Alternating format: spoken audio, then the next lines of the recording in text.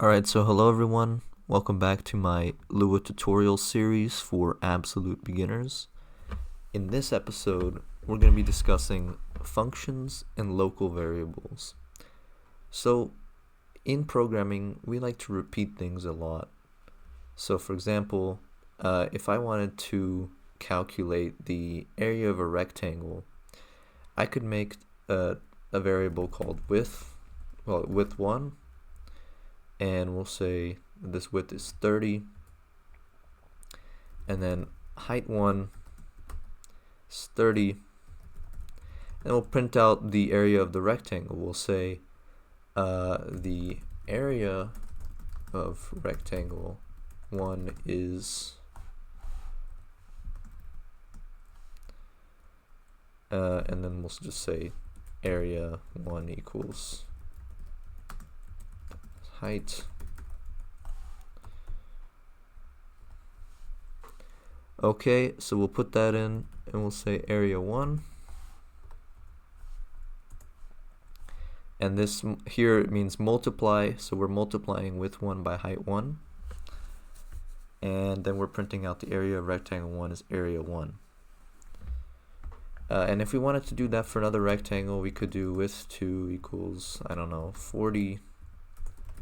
Height 2 equals 56, let's say. Area 2 equals width 2 times height 2. And then we can print it out. We'll say the area rectangle is area 2. And then we could do it again for another third time. We could do this. Let's say 42, 50. 69.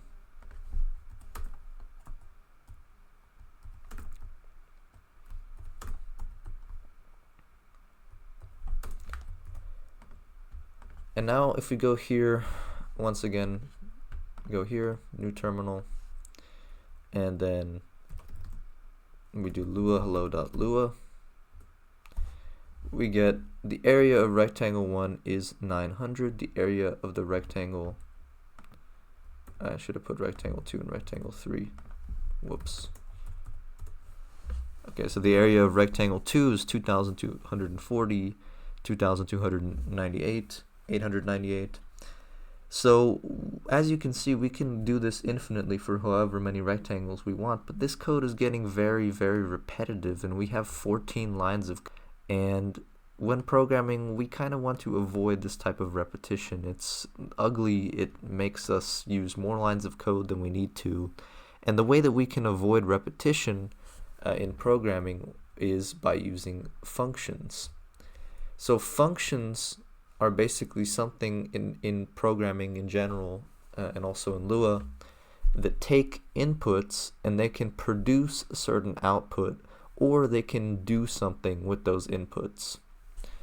And basically that allows us to sort of avoid repetition, and I'll show you how this avoids repetition. So let's create a function, and we'll call it calculate rectangle area.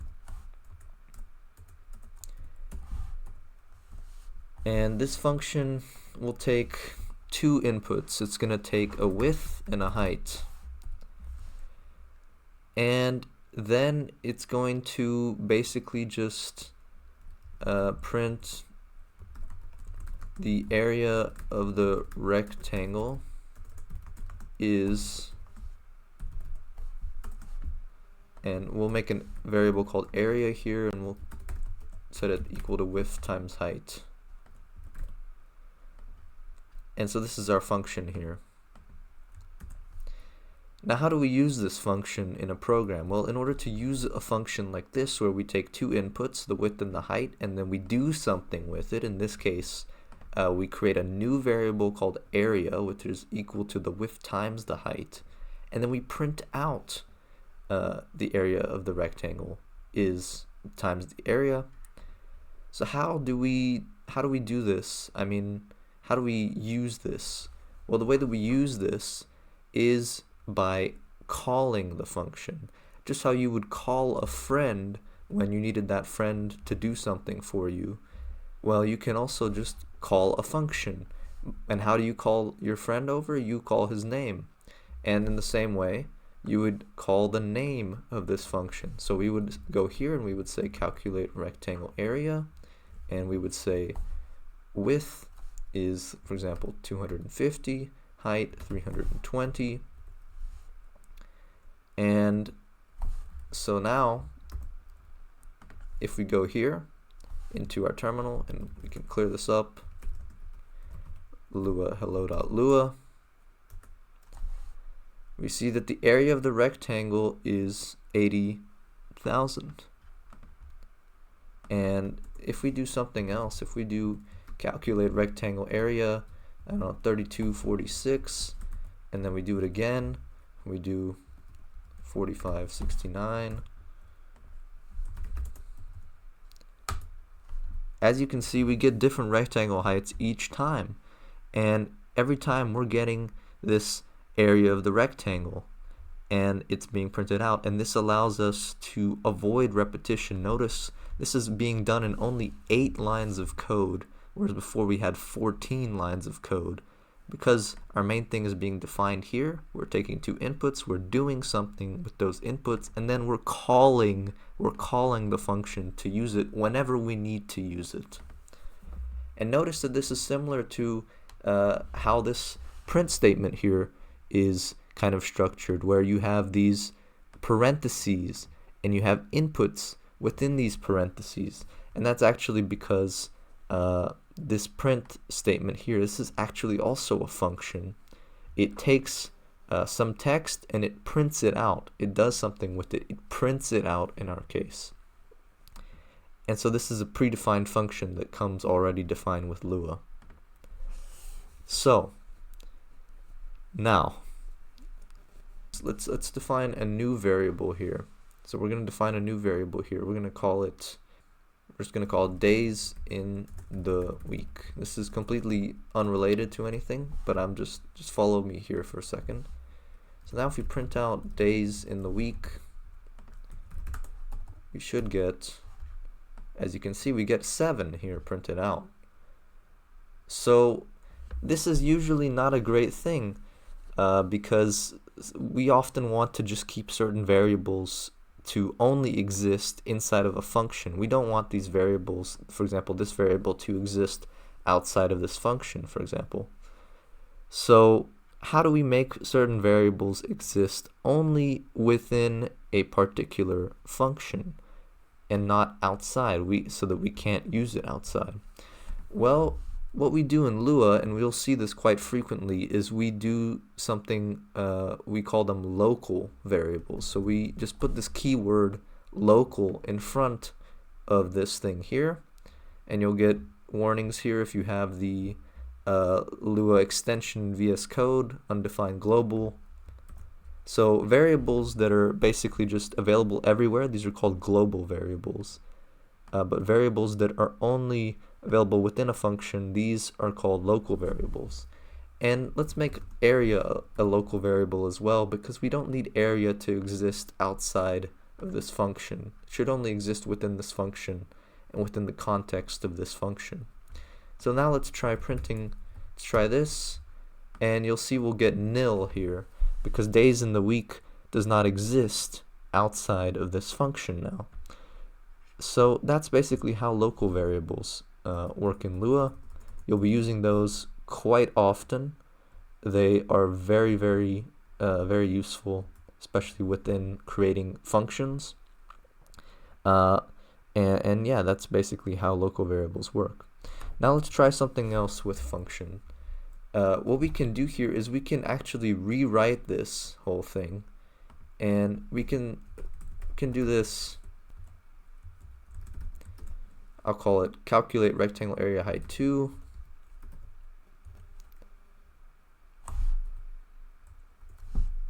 We'll make a local variable so it only exists within the function. So when you have 2 local variables, this one only exists within the function, so I can call it the same exact thing as in this function as it is in here, because this one is also only going to be local. Oh, and instead of printing here, what we're going to do is we're going to do something else. We're going to return area. This is very important. Functions allow you to also take inputs and return an output. So basically, you can think of it as sort of taking something and giving it to your friend. Your friend wants to do something with it, and then your friend is going to return that modified thing back to you at some point. And so that's kind of how you can think of a function working. But notice if we do this and we pass it a value of, I don't know, 400,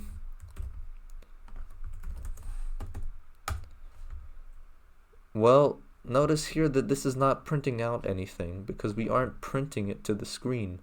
However, this is very useful if, for example, we wanted to create a variable. We'll call it area of rect. And so now what this is doing is it's taking two inputs here, 400. It's taking these inputs and putting them into an area variable, and this is area variable is width times height. Then it's doing this, it's returning area. So what it's doing is it's outputting the area. It's giving us back the area. And then we're storing this area in a global variable called area of rect. And now if we print out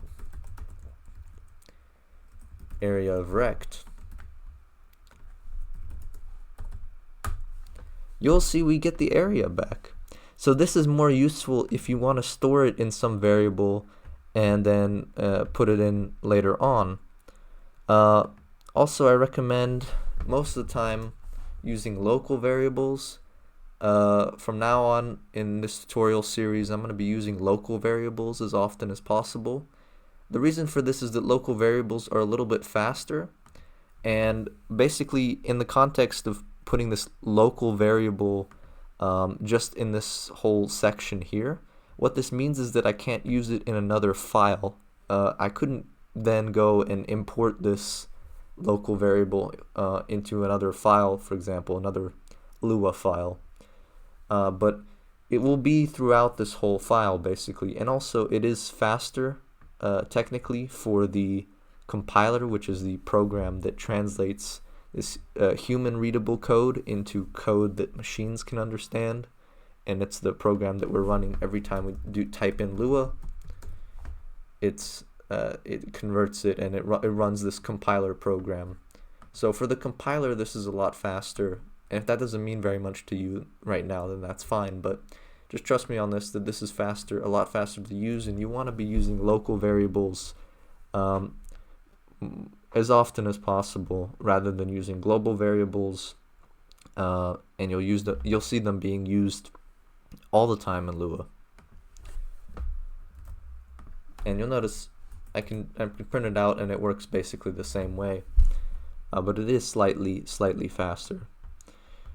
So that was basically it for an introduction to functions and local variables in Lua. Thank you for watching. I hope you enjoyed the video. I hope you learned something. Please subscribe if you did learn something.